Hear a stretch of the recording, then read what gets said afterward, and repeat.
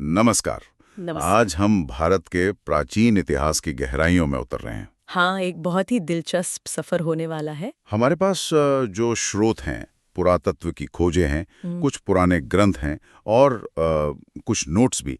इनकी मदद से हम कोशिश करेंगे समझने की कि इस विशाल भूभाग की, मतलब भारत की जड़ें कहाँ तक जाती हैं। बिल्कुल। ये सफर लाखों साल पहले शुरू हुए पाषाण युग से लेकर दुनिया की एक सबसे पुरानी और कह सकते हैं रहस्यमयी शहरी सभ्यता सिंधु घाटी, उसके बनने और बिखरने तक, और फिर उसके बाद वैदिक काल की शुरुआत तक जाएगा। सही। तो हमारा मकसद है भारत की प्राचीन नींव को टटोलना। यहाँ का भूगोल कैसा था, पहले इंसान कब और कैसे रहे, सिंधु सभ्यता की क्या खासियतें थी और उसके बाद क्या बड़े बदलाव आए। हाँ। चलिए सबसे पहले यहाँ की जमीन और माहौल से ही शुरू करते हैं, क्योंकि किसी भी कहानी को समझने के लिए उसके जमीन को समझना जरूरी है ना। बिल्कुल सही कहा।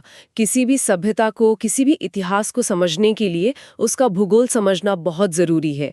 और भारतीय उपमहाद्वीप की अपनी एक खास पहचान है। हाँ, जैसे उत्तर में वो हिमालय की दीवार। बिल्कुल। और दक्षिण में समुद्र का विस्तार। इसने हमेशा यहाँ के लोगों के जीवन और इतिहास को एक आकार दिया है, एक शेप दी है। तो मोटे तौर पे इसे कैसे बांट सकते हैं? देखिए, मोटे तौर पर दो मुख्य हिस्से हैं। एक तो उत्तर के विशाल मैदान, मतलब सिंधु और गंगा के मैदान, इंडो-गैंजेटिक प्लेन जिसे कहते हैं। हाँ वही।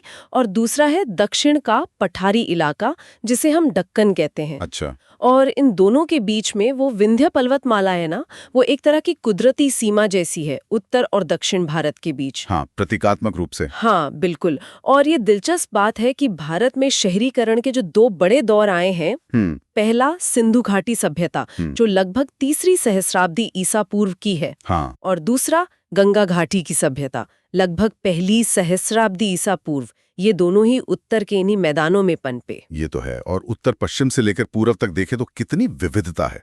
मतलब बलूचिस्तान के वो सूखे पहाड़, फिर सिंध के मैदान, पंजाब की 5 नदियों की जमीन। हाँ, पंजाब। हाँ, फिर थार का रेगिस्तान, अरावली की पहाड़ियां, मालवा का पठार।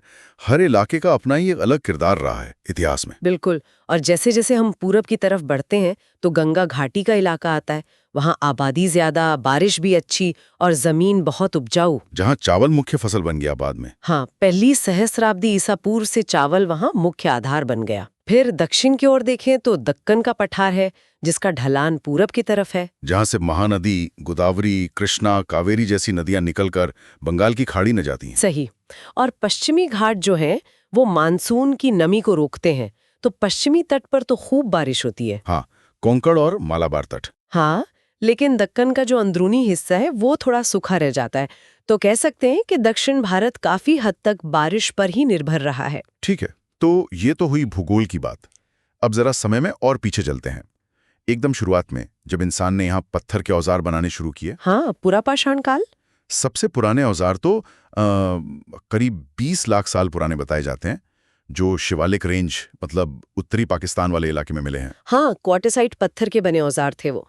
और उसी इलाके से लगभग 5 लाख साल पुरानी हाथ की कुल्हाड़ियां, जिन्हें अचूलियन इंडस्ट्री कहते हैं, वो भी मिली हैं। अच्छा। और राजस्थान के डिडवाना में भी तो कुछ मिला है। हाँ, डिडवाना में भी लगभग 4 लाख साल पुरानी वैसी ही हाथ की कुल्हाड़ियां मिली हैं। और थार रेगिस्तान की जो मिट्टी की परतें हैं ना, हाँ। उनकी स्टडी से ये भी पता चलता है कि कैसे वहां का मौसम बदला। और औजार बनाने की तकनीक भी उसके साथ साथ विकसित हुई। जैसे करीब 1,40,000 से 25,000 साल पहले तक एक नमी वाला दौर था, मध्य पुरापाषाण काल। हाँ, उस समय शिकार के लिए वो इलाका शायद ज्यादा अच्छा रहा होगा। और सिंध में रोहरी हिल्स जैसी जगहें थीं, जो शायद चर्ट पत्थर के औजार बनाने के बड़े केंद्र रहे होंगे। फिर इसके बाद आया ऊपरी पुरापाषाण काल, लगभग 40,000 साल पहले से, जब मौसम फिर सूखा हुआ। सही। और इस दौर के औजारों की पहचान है पत्थर के पतले समानांतर धार वाले ब्लेड। ये शायद चमड़ा, लकड़ी या हड्डी पर काम करने के लिए ज्यादा ठीक थे। और इसी दौर से हमें वो चट्टानों पर बनी चित्रकारी मिलनी शुरू होती है, शैल चित्रकला। बिल्कुल। भारत की सबसे पुरानी शैल चित्रकला इसी काल की मानी जाती है। मध्य भारत में भीमबेटका जैसी जगहों पर अद्भुत उदाहरण है इसके। कमाल है। फिर आया मध्य पाषाण काल, मेसोलिथिक। इसमें औजार और छोटे हो गए। हाँ, माइक्रोलिथ कहते हैं उनको। बहुत छोटे बारीक पत्थर के औजार, और ये पूरे भारत में फैले हुए मिलते हैं। तो इस दौर में लोग जी कैसे रहे थे? क्या सिर्फ शिकार और कंदमूल ही था? देखिए, मुख्य रूप से तो वही था, शिकार करना, फल फूल जमा करना, मछली पकड़ना। लेकिन कुछ ऐसे भी सबूत मिलते हैं तो इशारा करते हैं कि शायद छोटे पैमाने पर पशुपालन और थोड़ी बहुत खेती की शुरुआत भी हो रही थी। अच्छा। हाँ, और एक दिलचस्प बात यह है कि ये शिकारी संग्रहकर्ता समुदाय अक्सर उन ग्रुप्स के साथ रहते थे और मिलते जुलते थे जो थोड़ी खेती या पशुपालन करने लगे थे। मतलब साथ साथ चल रहा था सब। हाँ, ये मिला जुला जीवन का पैटर्न काफी लंबे समय तक भारत में चलता रहा। और मध्य भारत की गुफाओं में जो चित्र मिले हैं, शिकार के दृश्य, शहद निकालते हुए लोग, नाच गाना, वो उस जमाने की जिंदगी की बड़ी अच्छी झलक देते हैं। अच्छा। कुछ गुफाएं तो शायद धार्मिक गतिविधियों के लिए भी इस्तेमाल होती थी। और फिर आया वो बड़ा मोड़ जिसे नवपाषाण क्रांति या नियोलिथिक रेवोल्यूशन कहते हैं, मतलब खेती और पशुपालन का ठीक से शुरू होना। इसके सबसे अहम सबूत कहाँ से मिलते हैं? इसके लिए हमें चलना होगा भारत ईरान सीमा के पास बलूचिस्तान में मेहरगढ़ नाम की जगह पर। ये कमाल की साइट है क्योंकि यहाँ लगभग 8वीं सहस्राब्दी ईसा पूर्व से, यानी आज से करीब 10,000 साल पहले से लगातार इंसानी बस्तियों के निशान मिलते हैं। 10,000 साल? मेहरगढ़ में शुरुआती दौर कैसा था? क्या खास था वहाँ? देखिए, जो सबसे शुरुआती दौर है मेहरगढ़ का, लगभग 8वीं से 6ठी सहस्राब्दी ईसा पूर्व का, उसमें भी 2 चरण दिखते हैं। पहले चरण IA में मिट्टी के बर्तन नहीं थे। अच्छा, एसेरामिक नियोलिथिक कहते हैं जिसे। हाँ, लोग पत्थर के ब्लेड इस्तेमाल करते थे, गेहूं और जौ उगाना शुरू कर दिया था, साथ ही भेड़ और बकरियां पालना भी। घर कच्ची मिट्टी की ईंटों के बनाते थे और कब्रों में कभी-कभी मरने वाले के साथ शंख या पत्थर के मोतियों के हार, टोकरियां और यहाँ तक कि बलि दी गई भेड़ बकरियां भी मिली हैं। और दूसरे चरण में? दूसरे चरण में, जो लगभग 7वीं 6ठी सहस्राब्दी ईसा पूर्व का है, मिट्टी के बर्तन बनने शुरू हो गए। खेती में भी सुधार हुआ और जानवरों में भेड़ बकरियों के साथ साथ मवेशी, खासकर वो भारतीय कुबड़ वाला बैल जिसे ज़ेबू या बॉस इंडिकस कहते हैं, वो ज्यादा महत्वपूर्ण हो गया। अच्छा। और इसी दौर में पहली बार अनाज रखने के लिए शायद भंडार घर जैसी संरचनाएं भी बनने लगीं, जो बाद में आम हो गईं। कब्रें भी थोड़ी ज्यादा विस्तृत हो गईं और बिना पकी मिट्टी की बनी छोटी छोटी महिला मूर्तियां भी मिलनी शुरू होती हैं। तो मेहरगढ़ सिर्फ एक शुरुआती गांव नहीं था, बल्कि एक विकसित होती हुई बस्ती थी। बिल्कुल, मेहरगढ़ एक शुरुआती कृषि समाज का बहुत साफ चित्र दिखाता है। वहां रहने सहने का एक तरीका था, घर बनाने का स्टाइल था, अलग अलग तरह के हुनर विकसित हो चुके थे। और वहां मिली समुद्री सीपियां और दूर दराज के पत्थर जैसे फिरोजा या लापिस लाजुली, जो अफगानिस्तान से आता था। हाँ बिल्कुल, ये सब दिखाता है कि उनका व्यापार नेटवर्क समुद्र तट तक और शायद मध्य एशिया तक फैला हुआ था। बाद के दौर में, मतलब लगभग 5500 ईसा पूर्व के बाद, वहां तांबे और हाथी दांत का इस्तेमाल भी शुरू हो गया और बस्ती का आकार भी बढ़ा। क्या भारत के दूसरे हिस्सों में भी इसी समय ऐसी बस्तियां थीं या मेहरगढ़ अकेला था? नहीं, मेहरगढ़ सबसे पुराना और सबसे विकसित लगता है उस दौर का। सिंधु घाटी के उत्तरी हिस्सों में जो बस्तियां मिली हैं, जैसे सराय खोला या कश्मीर में बुर्जहोम, वो मेहरगढ़ से काफी बाद की हैं। हाँ, गंगा घाटी के दक्षिण में विंध्य पहाड़ियों में कुछ जगह हैं, जैसे कोल्डी हवा, जहाँ गोल झोपड़ियाँ, पत्थर के औजार और चावल के दाने मिले हैं। इनकी तारीख 7वीं सहस्त्राब्दी ईसा पूर्व तक भी जा सकती है, लेकिन ये पक्का नहीं है कि वो चावल जंगली था या उगाया हुआ। और दक्षिण भारत में? दक्षिण भारत में नवपाषाण बस्तियां थोड़ी और बाद में, करीब 3री सहस्त्राब्दी ईसा पूर्व में दिखाई देती हैं और उनमें पशुपालन ज्यादा अहम लगता है। कर्नाटक में वो राख के टीले मिले हैं। हाँ, जो शायद गाय के गोबर को जलाने से बने हैं। यहाँ मुख्य रूप से ज़ेबू यानी कुबड़ वाले मवेशी पाले जाते थे। पूर्वी भारत में जो पत्थर की कुल्हाड़ियाँ मिली हैं, उनका स्टाइल थोड़ा अलग है। वो दक्षिण पूर्व एशिया और चीन से मिलता जुलता है। तो मेहरगढ़ जैसी शुरुआती बस्तियों के बाद अगला बड़ा कदम क्या था? सिंधु घाटी सभ्यता तो एकदम से प्रकट नहीं हो गई होगी ना? नहीं, बिल्कुल नहीं। ये एक क्रमिक विकास था। देखिए, लगभग 5000 ईसा पूर्व के बाद से भारत ईरान सीमावर्ती इलाकों में और फिर धीरे धीरे सिंधु घाटी में भी खेती करने वाले गांवों की संख्या बढ़ने लगी। अच्छा। फिर करीब 500 साल तक एक ऐसी प्रक्रिया चली जिसे हम अभिसरण कह सकते हैं, जिसमें ये बस्तियां आपस में जुड़ीं, विकसित हुईं और उन्होंने एक पूरे शहरी समाज की नींव रखी। यही वो दौर है जिसे हम प्रारंभिक हड़प्पा या प्रारंभिक सिंधु संस्कृति कहते हैं। ये मोटे तौर पर 3500 ईसा पूर्व से 2600 ईसा पूर्व तक चला। ये प्रारंभिक हड़प्पा संस्कृति का इलाका कितना बड़ा था? ये भी काफी बड़े इलाके में फैली थी। मतलब दक्षिण में सिंधु डेल्टा से सौराष्ट्र तक, उत्तर पश्चिम में पश्चिमी पंजाब तक, पूर्व में बहावलपुर क्षेत्र तक और उत्तर पूर्व में भारतीय पंजाब और हरियाणा तक। आप कह सकते हैं कि ये इलाका लगभग उतना ही बड़ा था जितनी बाद में परिपक्व सिंधु सभ्यता फैली। और इस दौर की खास बात क्या थी? खास बात ये थी कि अब बस्तियों में एक तरह का पदानुक्रम मतलब हायरार्की दिखने लगती है। कुछ बस्तियां दूसरों से बड़ी और ज्यादा अहम हो जाती हैं और कई महत्वपूर्ण बस्तियों के चारों ओर दीवारें भी बनने लगती हैं। जैसे कोटदीजी में पत्थर की दीवार मिली या कालीबंगन में मिट्टी की ईंटों की। रहमान ढेरी जैसी जगहें तो बकायदा एक योजना के तहत बसाई गई लगती हैं, ग्रिड पैटर्न पर। और लोगों का रहन सहन कैसा था? क्या वो मेहरगढ़ जैसा ही था या कुछ बदला? देखिए, अर्थव्यवस्था का आधार तो वही रहा जो मेहरगढ़ में विकसित हुआ था। गेहूं और जौ की खेती, मवेशी, भेड़, बकरी पालना। लेकिन हाँ, कालीबंगन में वो हल से जुते हुए खेत का जो सबूत मिला है, हाँ, वो तो कमाल का है। बिल्कुल, वो ताद की इमारतों के नीचे सुरक्षित रह गया और उसमें आड़ी तिरछी जुताई की गई थी, क्रिस क्रॉस पैटर्न में, जैसा आज भी उस इलाके में करते हैं किसान। मिट्टी के बने हल्के खिलौने भी मिले हैं बनावली वगैरह से। शिल्प वगैरह के बारे में क्या पता है? शिल्प और उनके उत्पादों के बारे में जानकारी अभी थोड़ी कम है। तांबे के औजार मिले हैं पर बहुत ज्यादा नहीं। पत्थर के ब्लेड काफी मिलते हैं, जिससे लगता है कि अच्छा पत्थर जैसे चर्ट दूर से लाया जाता था। कुछ जगहें तो जैसे लेवान या तरकाई किला, वो शायद बड़े पैमाने पर पत्थर के औजार और मोतियों की फैक्ट्रियां रही होंगी। और मिट्टी के बर्तनों पर जो निशान और डिजाइन थे उनका क्या मतलब था? ये बहुत दिलचस्प है। कई जगहों पर बर्तनों पर कुछ निशान उकेरे हुए या पेंट किए हुए मिले हैं, जो देखने में थोड़े थोड़े लिपि जैसे लगते हैं। हो सकता है ये मालिकों के निशान हो। अच्छा, मतलब पहचान के लिए? हाँ, शायद। और कुछ चित्रित डिजाइन है, जैसे भैंस का सिर बना है, लंबे सींगों वाला, कभी-कभी पीपल की टहनियों के साथ, या सिर्फ पीपल का पत्ता। हो सकता है इनका कोई धार्मिक महत्व रहा हो। मछली के रूप और मछली के शल्कों वाले पैटर्न भी मिलते हैं, जो बाद में परिपक्व सिंधु बर्तनों पर बहुत आम हो गए। तो ये सब दिखाता है कि समाज में बदलाव आ रहे थे, नए विचार पनप रहे थे और एक तरह की साझा पहचान बन रही थी, जो आगे चलकर सिंधु सभ्यता के रूप में सामने आई। और फिर इस पूरी तैयारी के बाद आता है सिंधु घाटी सभ्यता का वो सुनहरा दौर, जिसे हम परिपक्व हड़प्पा काल कहते हैं। ये कब से कब तक था और इसकी क्या मुख्य खासियतें थीं? हाँ, ये वो दौर है जब सिंधु घाटी सभ्यता अपने चरम पर थी। मोटे तौर पर इसका समय 2600 ईसा पूर्व से 1900 ईसा पूर्व के बीच माना जाता है।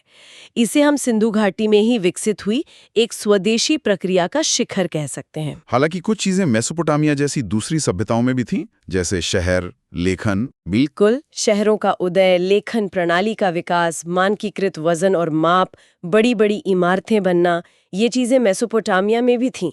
लेकिन जैसा कि इतिहासकार वी गॉर्डन चाइल्ड ने कहा था, सिंधु सभ्यता पूरी तरह से व्यक्तिगत और स्वतंत्र सभ्यता थी, जो भारतीय मिट्टी में गहराई से निहित है और आधुनिक भारतीय संस्कृति का आधार बनती है। तो क्या चीजें इसे खास तौर पर भारतीय बनाती हैं? कई चीजें हैं, जैसे घरों के अंदर निजी स्नानघर होना और नालियों का इतना व्यवस्थित जाल, मोहनजोदड़ो का वो विशाल स्नानागार, बैलगाड़ी का डिजाइन जो आज भी आप देखें तो लगभग वैसा ही है, वो इक्का गाड़ी। हाँ, सही कहा। कपड़ों में पिन का इस्तेमाल नहीं होना बल्कि बटन या गांठ का प्रयोग, चूड़ियों का बहुत शौक और नाक में बड़े बड़े गहने पहनना। धर्म में भी देखें तो कई चीजें बाद के भारत की झलक देती हैं, जैसे बैल, बाघ, हाथी जैसे जानवरों का महत्व, कुछ मिक्स्ड जानवर मतलब कल्पित पशु, मोहरों पर वो योगी जैसी मुद्रा में बैठे देवता, पेड़ों की आत्माओं की पूजा, और कुछ ऐसी चीजें भी मिली हैं जो शिवलिंग जैसी दिखती हैं। अच्छा, ये तो बहुत दिलचस्प है। लेकिन इन बड़े बड़े शहरों का शासन कौन चलाता था? क्या कोई राजा थे या पुजारी वर्ग का शासन था? देखिए, ये एक बड़ा सवाल है और इसका जवाब हमारे पास पक्का नहीं है, क्योंकि हम उनकी लिपि आज तक पढ़ नहीं पाए हैं। हाँ, ये तो सबसे बड़ी चुनौती है। बिल्कुल, लेकिन कुछ चीजें हैं जो इशारा करती हैं, जैसे पूरे इलाके में व्यापार का इतना फैला होना, वजन और माप का इतना सटीक और एक जैसा होना, एक ही तरह की लिपि और लगभग एक जैसी मोहरों का इस्तेमाल होना, ये सब किसी न किसी तरह के राजनीतिक और आर्थिक नियंत्रण की तरफ जरूर इशारा करते हैं। और इसका केंद्र शायद मोहनजोदड़ो और हड़प्पा जैसे बड़े शहर रहे होंगे। लगता तो यही है।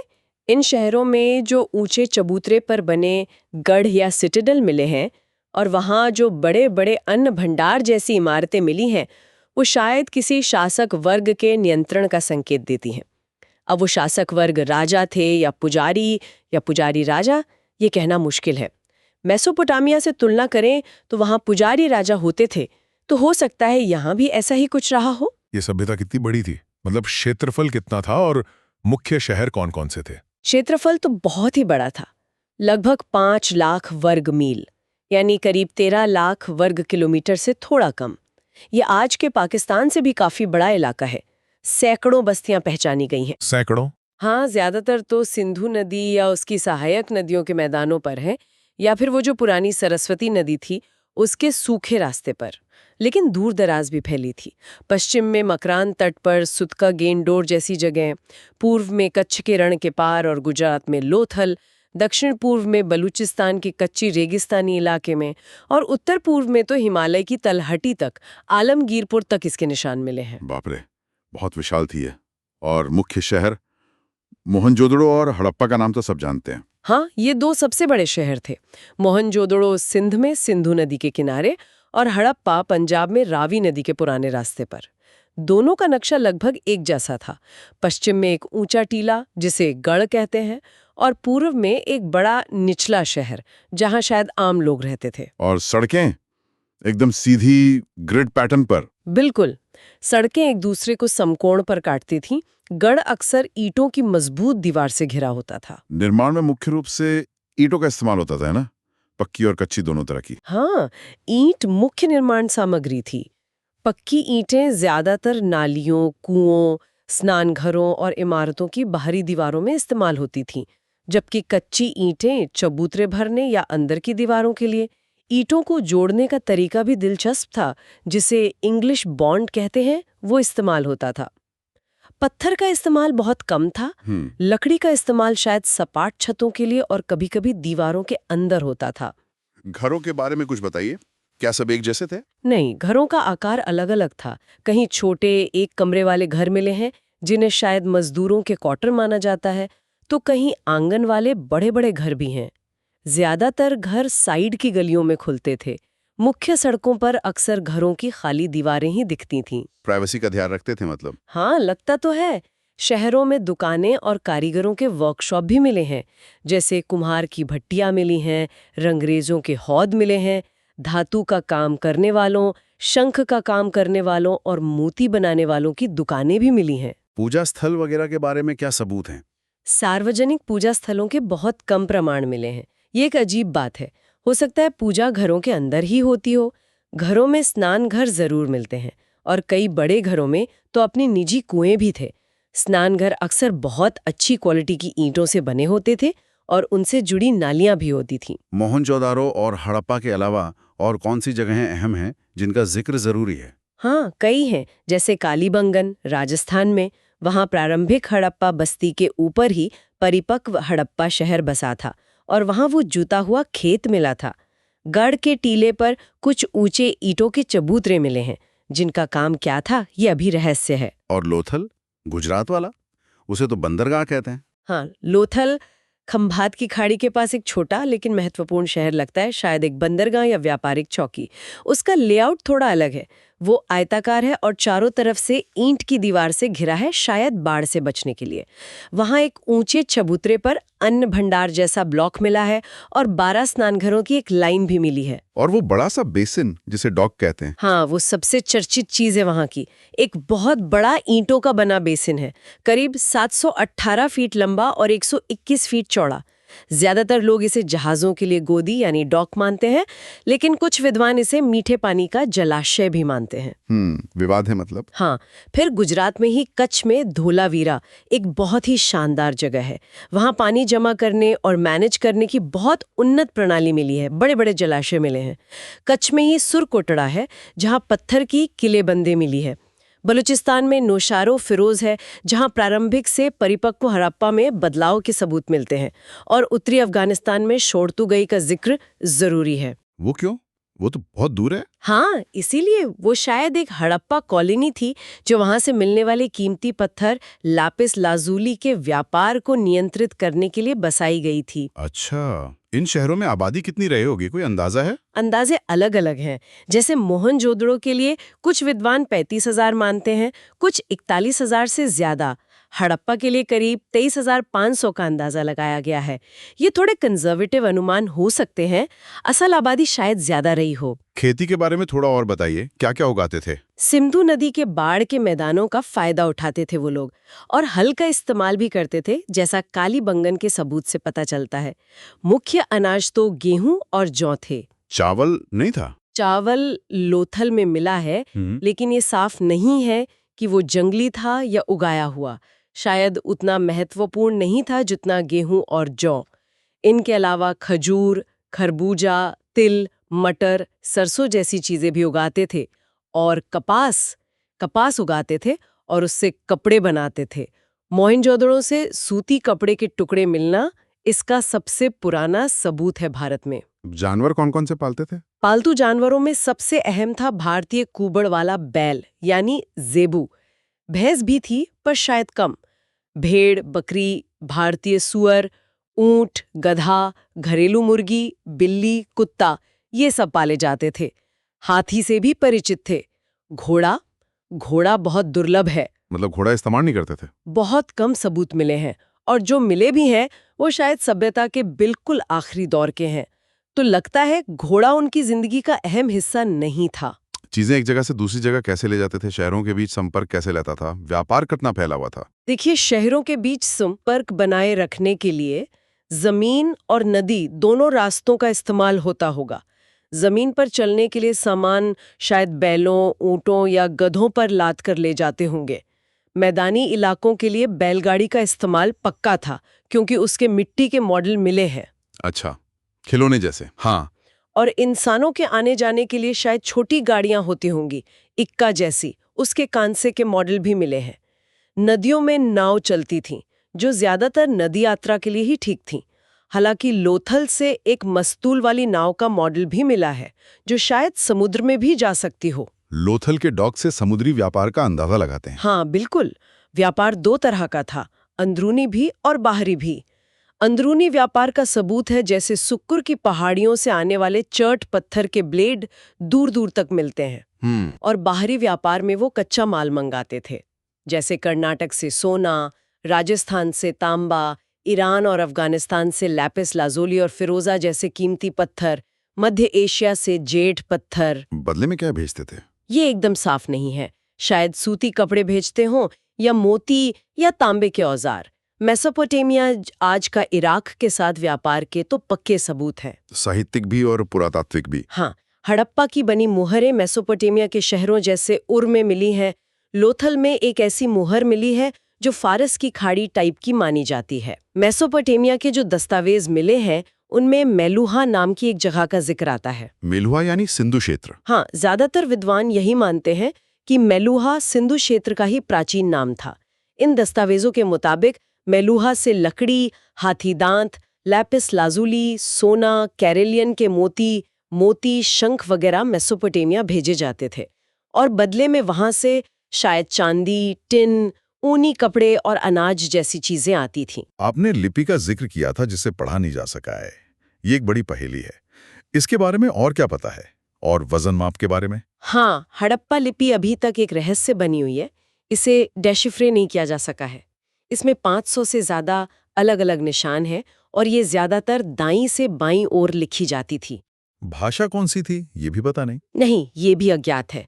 हालांकि कुछ विद्वानों ने अनुमान लगाया है कि ये द्रविड़ भाषा परिवार से जुड़ी हो सकती है। खासकर बलूचिस्तान में बोली जाने वाली ब्राहुई भाषा से इसके संबंध की बात की जाती है, पर ये सब अनुमान ही हैं। लेकिन वजन और माप की व्यवस्था तो काफी विकसित थी। हाँ, वो बहुत नियमित और मानकीकृत लगती है।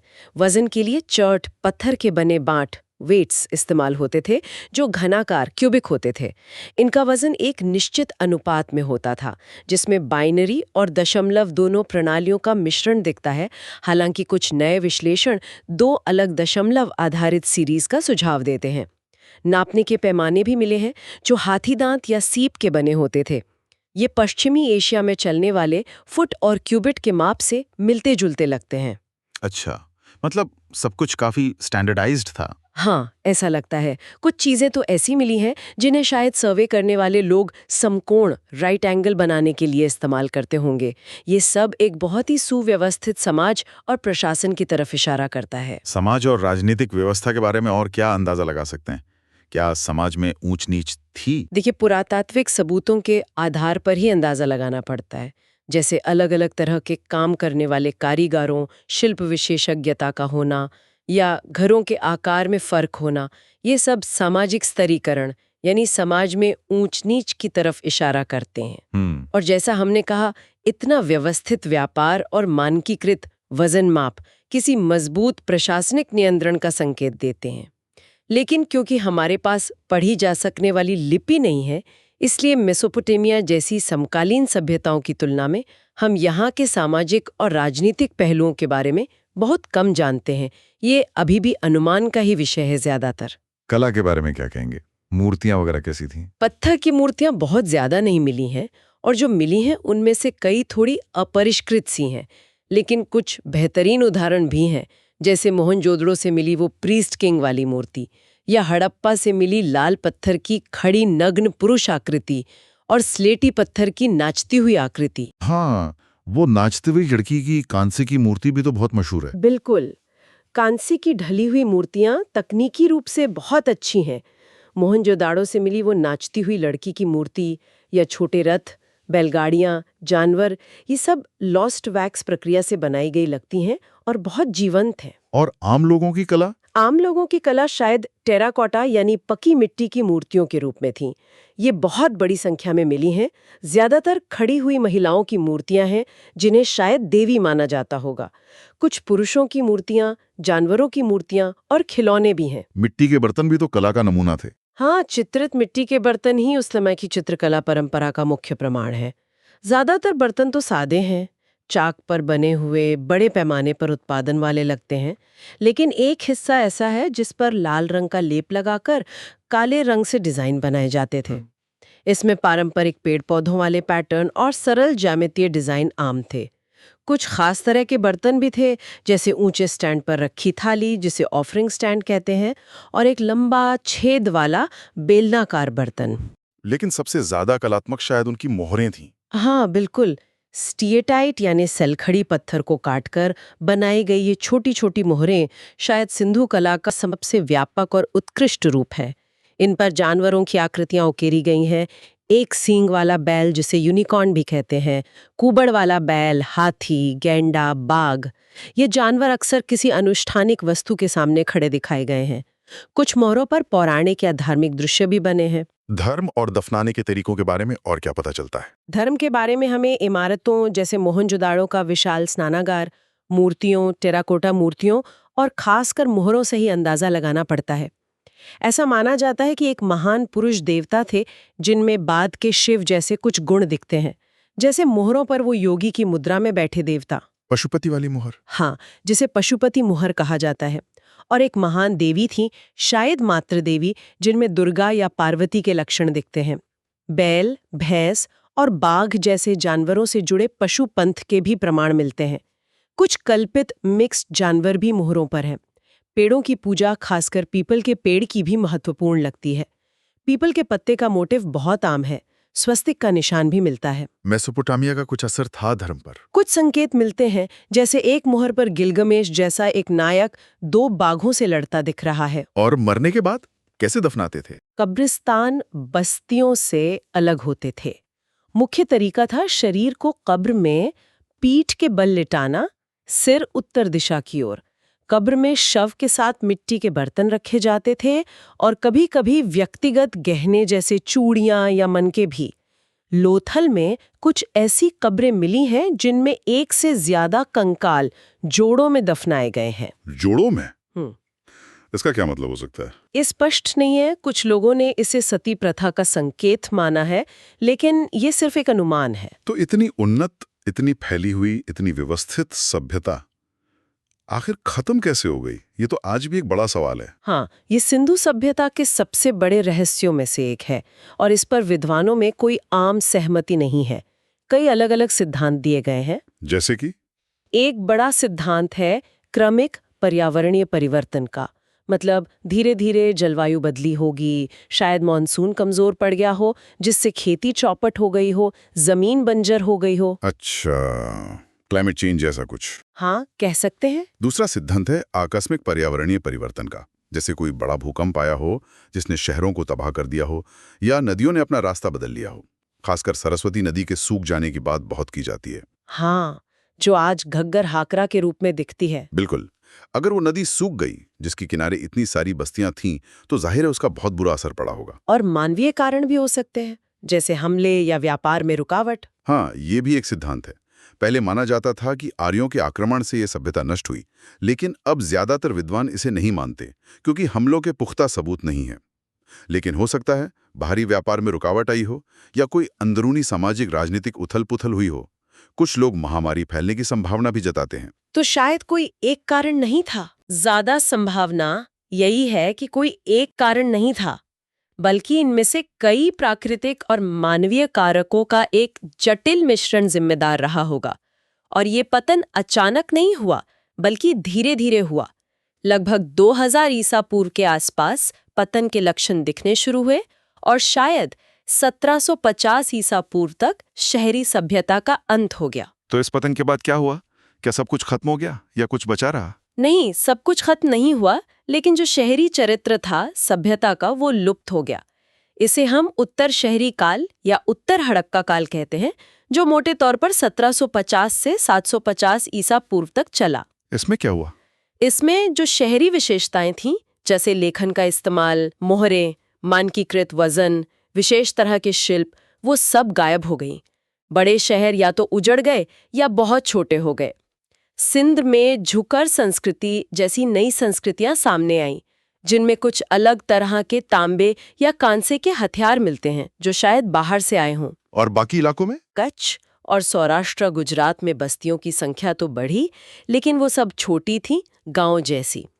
सरस्वती घाटी में, जहां हड़प्पा में कब्रिस्तान एच वाले मिट्टी के बर्तन मिले हैं, वहां बस्तियों की संख्या और आकार में बहुत कमी आ गई, जो शायद उस इलाके में पर्यावरण के बिगड़ने का संकेत है। पंजाब और गंगा यमुना के मैदानों में भी बड़े शहरी स्थल गायब हो गए, लेकिन छोटी बस्तियों की संख्या में शायद उतनी कमी नहीं आई। मतलब एक तरह से डिसेंट्रलाइजेशन हो गया। हाँ, कह सकते हैं। एक रूपता खत्म हो गई और क्षेत्रीय भिन्नताएं विकसित होने लगीं। शहरी जीवन खत्म होकर ज्यादातर ग्रामीण जीवन रह गया। और इसी दौर के आसपास वो इंडो आर्यन वक्ताओं के आने की बात होती है। ये क्या मामला है? इस पे तो बहुत बहस होती है। हाँ, ये भारतीय इतिहास का एक बहुत ही महत्वपूर्ण और उतना ही विवादास्पद मुद्दा है। जो पारंपरिक सिद्धांत है वो ये कहता है कि लगभग तीसरी या दूसरी सहस्राब्दी ईसा पूर्व के दौरान मध्य एशिया या ईरान के इलाके से इंडो आर्यन भाषा बोलने वाले लोग लहरों में भारत आए। ये वो लोग थे जिनसे वेद जुड़े हैं? हाँ, माना जाता है कि ये वो लोग थे जिन्होंने वेदों की रचना की, खासकर ऋग्वेद की, जिसका समय लगभग 1500 से 800 ईसा पूर्व के बीच रखा जाता है। इन्हें आर्य कहा गया। सिद्धांत ये है कि ये लोग शायद पशुपालक थे, रथों का इस्तेमाल करते थे और इन्होंने सिंधु सभ्यता को बाधित किया और यहाँ पहले से रह रहे द्रविड़ भाषा बोलने वालों को दक्षिण की ओर धकेल दिया। इसके क्या सबूत हैं? इसके पक्ष में कुछ पुरातात्विक सबूत दिए जाते हैं, जैसे सिम्बरी और मेहरगढ़ में मिले कब्रिस्तान, यानी 2000 ईसा पूर्व, जो मध्य एशिया से संबंध दिखाते हैं। साथ ही पश्चिमी एशिया में भी इसी दौरान इंडो यूरोपीय भाषा बोलने वालों के प्रवासन के सबूत मिलते हैं, जैसे कस्साइट लोग या मितानी साम्राज्य की संधि, जिसमें इंद्र, वरुण जैसे वैदिक देवताओं का जिक्र है, या तुर्की में बोगाज़कोई से मिले शिलालेख। लेकिन इस पर सवाल भी उठते हैं। बिल्कुल। कई पुरातत्वविद और इतिहासकार इस आक्रमण या बड़े पैमाने पर प्रवासन के सिद्धांत पर सवाल उठाते हैं। उनका कहना है कि मध्य सिंधु के मैदानों में इन तथाकथित आर्यों के आने के कोई स्पष्ट पुरातात्विक निशान नहीं मिलते। कोई बड़े पैमाने पर लड़ाई झगड़े या शहरों को जलाने के सबूत नहीं है जो किसी हमले की ओर इशारा करे। और हड़प्पा और वैदिक काल के बीच निरंतरता भी दिखती है। हाँ, यही दूसरा बड़ा तर्क है। हड़प्पा सभ्यता के बाद के दौर और जिसे हम शुरुआती वैदिक काल मानते हैं, उसके बीच भौतिक संस्कृति जैसे मिट्टी के बर्तन, रहन सहन के तरीके, इनमें काफी हद तक निरंतरता दिखती है। इसलिए एक वैकल्पिक, हालांकि ज्यादा विवादास्पद सिद्धांत ये भी है कि जिसे हम आर्य सभ्यता कहते हैं, वो बाहर से नहीं आई, बल्कि वो पूर्व वैदिक भारत का ही एक मूल तत्व थी, यही विकसित हुई। तो सच क्या है? देखिए, ये अभी भी एक खुला प्रश्न है और इस पर विद्वानों में जोरदार बहस जारी है। कोई भी एक सिद्धांत पूरी तरह से स्वीकार्य नहीं है। हमें बस ये ध्यान रखना चाहिए कि ये दोनों तरह के विचार मौजूद हैं और शायद सच्चाई इन दोनों के बीच में कहीं हो, या शायद मामला और भी जटिल हो। तो इस दौर में मतलब दूसरी सहस्त्राब्दी ईसा पूर्व के अंत में और क्या हो रहा था? ऐसा लगता है कि सिंधु प्रणाली में पर्यावरण की स्थिति और बिगड़ी। सरस्वती नदी शायद इसी समय के आसपास पूरी तरह सूख गई। महाराष्ट्र जैसे इलाकों में सूखे के प्रमाण मिलते हैं। लेकिन उत्तर में कुछ अलग हो रहा था। हाँ, इसके विपरीत उत्तर में यानी पंजाब, हरियाणा और ऊपरी गंगा के मैदान में एक नई संस्कृति, जिसे चित्रित धूसर मृदभांड PGW संस्कृति कहते हैं, उसका विस्तार पूरब की ओर गंगा यमुना घाटी में हो रहा था। PGW culture. हाँ, ये उस विकास प्रक्रिया की खास पहचान है जिसने आगे चलकर पहली सहस्त्राब्दी ईसा पूर्व की दूसरी तिमाही तक गंगा प्रणाली के पहले शहरों को जन्म दिया। मतलब दूसरा शहरीकरण। बिल्कुल। और इस बदलाव में लोहे के काम की शुरुआत और उसके प्रसार ने भी बड़ी भूमिका निभाई। लोहे के सबसे पुराने सबूत पिराक जैसी जगहों से लगभग 1200-1100 ईसा पूर्व के मिलते हैं। तो इस समय उत्तर और दक्षिण भारत के बीच अंतर बढ़ रहा था। हाँ, ऐसा लगता है। उत्तर में जहां धीरे धीरे शहर और राज्य उभर रहे थे, वहीं प्रायद्वीपीय भारत में उस समय ज्यादातर छोटे पैमाने पर खेती और पशुपालन चल रहा था। और साथ ही महापाषाण कब्रें बनाने की एक विशिष्ट संस्कृति थी, जिसमें बड़े बड़े पत्थरों से कब्रें बनाई जाती थीं। हालांकि प्रायद्वीपीय भारत में भी 2000 ईसा पूर्व के बाद बस्तियों का सामान्य विस्तार हुआ और क्षेत्रीय सांस्कृतिक विविधताएं थीं। जैसे महाराष्ट्र में इनाम गांव एक महत्वपूर्ण स्थल है। तो अब हम वैदिक काल की तरफ आ रहे हैं। इसे संक्षेप में कैसे समझ सकते हैं, खासकर शुरुआती दौर को? हाँ, देखिए, वेद, खासकर ऋग्वेद, जिसे लगभग 1500 से 800 ईसा पूर्व के बीच रचा गया माना जाता है, वो भारत के सबसे पुराने साहित्यिक अभिलेख है। ये आर्य नामक इंडो यूरोपीय भाषा बोलने वाले लोगों से जुड़े हैं, जिनके मूल स्थान और प्रवासन पर अभी हमने बात की कि बहस जारी है। बिल्कुल। ऋग्वेद की रचना मुख्य रूप से सप्त सिंधु क्षेत्र यानी पंजाब और उसके आसपास के इलाके में हुई। उस समय का समाज कबीलाई था। लोग जन में संगठित थे, जिसका मुखिया राजन या राजा होता था। वो कबीले का नेता होता था, कोई बड़ा सम्राट नहीं। समाज में दूसरे समूह भी थे, जैसे दस्यु या पाणी, जिनसे आर्यों का संघर्ष होता रहता था। उनका जीवन कैसा था? ये शायद एक संक्रमण का काल था, जब लोग खानाबदोश पशुचारण से धीरे धीरे बसी हुई ग्रामीण जिंदगी की तरफ बढ़ रहे थे, जिसमें पशुपालन और खेती दोनों का मिश्रण था। गाय का बहुत ज्यादा महत्व था, वो संपत्ति का पैमाना थी। परिवार पितृसत्तात्मक थे। कबीले की सभाएं होती थीं, जैसे विदत, समिति, सभा, जहां लोग मिलकर फैसले लेते थे। और यज्ञों का बहुत महत्व था। और फिर आया उत्तर वैदिक काल, खान। लगभग 1000 ईसा पूर्व से 600 ईसा पूर्व तक का समय। इसमें भौगोलिक ध्यान सप्त सिंधु से हटकर पूरब की ओर गंगा यमुना दोआब में चला गया, जिसे आर्यावर्त कहा जाने लगा। इसी दौर में बाकी के 3 वेद, सामवेद, यजुर्वेद, अथर्ववेद और फिर ब्राह्मण ग्रंथ, अरण्यक और उपनिषद रचे गए। महाकाव्यों, महाभारत और रामायण की रचना भी शायद इसी दौर में शुरू हुई होगी। हालांकि उनकी डेटिंग बहुत अनिश्चित है। इस दौर में समाज और राजनीति में क्या बड़े बदलाव आए? सबसे बड़ा बदलाव था कबीलों से क्षेत्रीय राज्यों यानी जनपदों का उदय। जैसे कुरु पांचाल, काशी, कोशल, विदेह जैसे राज्य ज्यादा महत्वपूर्ण हो गए। दूसरी तरफ मगध, अंग, वंग जैसे पूर्वी इलाकों को अभी भी म्लेच्छ माना जाता था। राजा की अवधारणा बदली। कैसे? अब राजा सिर्फ कबीले का मुखिया नहीं रहा, बल्कि एक निश्चित क्षेत्र का शासक बन गया। उसकी शक्ति बढ़ी। अश्वमेध जैसे बड़े बड़े और जटिल यज्ञ होने लगे, जो राजा की शक्ति का प्रदर्शन करते थे। राजा में देवत्व के अंश देखे जाने लगे और राजपद ज्यादातर वंशानुगत हो गया। इसमें तकनीक का भी हाथ रहा होगा। हाँ ना, बिल्कुल। लोहे का व्यापक इस्तेमाल शुरू हो गया था, जिससे खेती करना आसान हुआ, जंगलों को साफ किया जा सका, कृषि स्थिर हुई, उत्पादन बढ़ा, जिससे शहरों का फिर से उदय संभव हुआ, खासकर गंगा घाटी में। और सामाजिक संरचना, वर्ण व्यवस्था। हाँ, सामाजिक संरचना भी ज्यादा जटिल हो गई।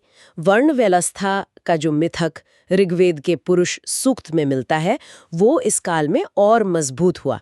समाज को 4 वर्णों में बांटने का विचार स्थापित हुआ: ब्राह्मण, पुरोहित, विद्वान, क्षत्रिय, योद्धा, शासक, वैश्य, किसान, व्यापारी, शिल्पकार और शूद्र, सेवक। हालांकि ये ध्यान रखना जरूरी है कि वर्ण और जाति एक चीज नहीं है, और जाति व्यवस्था का विकास एक ज्यादा जटिल और लंबी प्रक्रिया है। तो ये थी भारत के प्राचीनतम इतिहास की एक झलक। मतलब पाषाण युग की धुंधली शुरुआत से लेकर सिंधु के परिष्कृत शहरों के बनने और बिगड़ने से गुजरती हुई वैदिक काल के सामाजिक और राजनीतिक परिवर्तनों तक। साफ है कि ये कहानी बहुत परतदार है, बहुत जटिल है, और इसे पूरी तरह समझने की कोशिश आज भी जारी है। बिल्कुल। और इस पूरी बातचीत के बाद एक विचार मन में आता है। हमने देखा कि हजारों सालों के इस लंबे सफर में निरंतरता भी है और नाटकीय परिवर्तन भी। कहीं चीजें बनी रहीं, कहीं पूरी तरह बदल गईं। ये इस उपमहाद्वीप की संस्कृतियों के लचीलेपन और समय के साथ ढल जाने की क्षमता के बारे में क्या बताता है?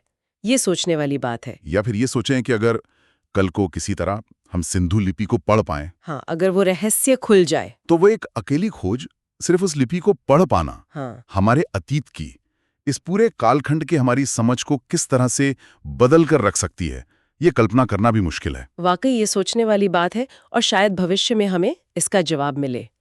इन सभी स्रोतों से मिली इतनी गहरी और दिलचस्प जानकारी के लिए आपका बहुत बहुत धन्यवाद। धन्यवाद। आज की ये चर्चा यहीं समाप्त होती है। नमस्कार।